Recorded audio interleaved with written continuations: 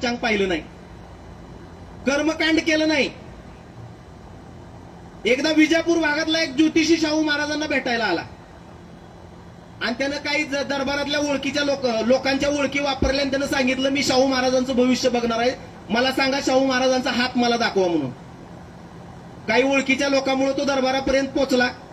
पहारेकऱ्यांनी त्याला अडवलं, कर्नाटकातनं मी आलोय, मी खूप ज्योतिषशास्त्राचा मोठा अभ्यासक आहे, एखाद्या माणसाच्या हातावरच्या रेषा पाहतो आणि त्याच्या आयुष्यात उद्या काय घडणार आहे ते मी आजच सांगतो, असं त्याचं विशेष ज्ञान असल्याचं त्यानं सांगितलं.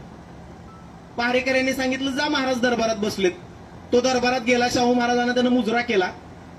शाहू महाराजांनी विचारलं, का आलाय?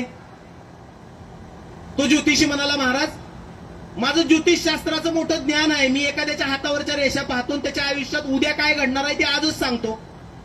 शाहू महाराज म्हणले, असं तुम्ही तर बोलतेच हुशार दिसताय बुवा, पण असं करा, आज जरा दरबारी कामकाज मला जास्त आहे, तुम्ही आज जावा आणि उद्या सकाळी 11 वाजता दरबारात या, मी तुम्हाला माझा हात दाखवतो. शाहू महाराजांच्या आदेशावरनं तो दरबारातनं ज्योतिषी गेला.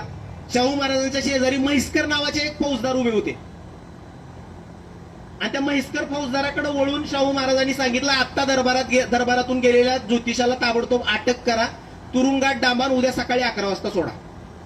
आदेशाची अंमलबजावणी झाली. चाललेल्या ज्योतिषाच्या बकोटीतच हात घालून 2 हवालदारांनी त्याला उचलूनच नेला, तुरुंगात डांबला. तो ओरडायला लागला मोठमोठ्यानं, सोडा सोडा, मला का पकडलंय? हवालदार कशाचा ऐकतात? आदेशाची अंमलबजावणी त्यांनी केली.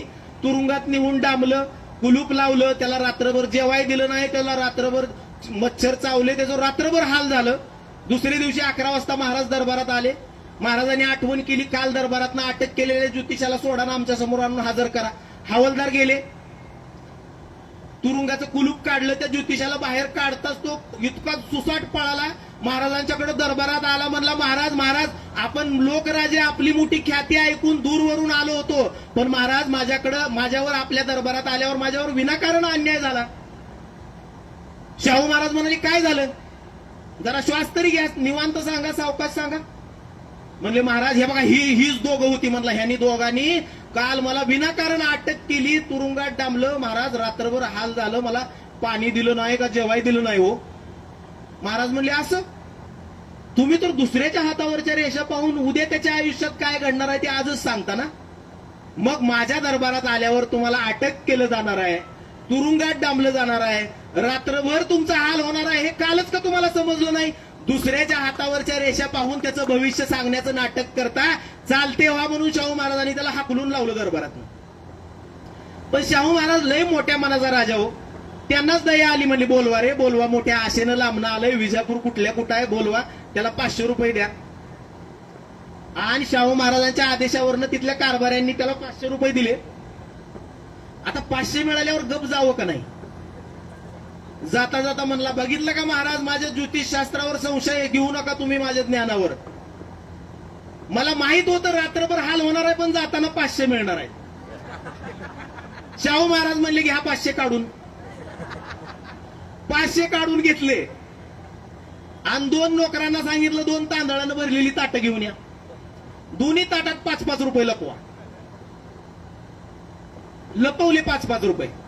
शाहू महाराज म्हणले, वापर तुझं ज्योतिषशास्त्राचं ज्ञान आणि ह्यातल्या कोणत्या ताटात 500 आहेत ती शोध. त्यानं बोटावर बोट नाचवली, कांड्यावर कांडी नाचवली, असं 10, 20, 30 त्याच्या ज्योतिषशास्त्राच्या भाषेत जे काय मनाला असेल तो मनाला असेल, आणि इकडं येऊ का इकडं ठेवू, इकडं ठेवू का इकडं ठेवू, एका ताटावर हात ठेवला. घे म्हणले, हात घातला, 5 रुपये निघले. महाराज जरा आकडेमोड चुकली, ह्या ताटावर ठेवू का हात? ठेव की म्हणले. त्याच्यात हात घातला, त्यात पण 5 रुपये निघले. ज्योतिषशास्त्र थोतांड आहे, कर्तृत्व श्रेष्ठ आहे, हे त्यावेळेस शाहू महाराजांनी आपल्याला समजून सांगितलंय. तरी आपल्याकडे आज पहिल्यांदा पेपर आला की माणसं काय वाचतात? राशी भविष्य.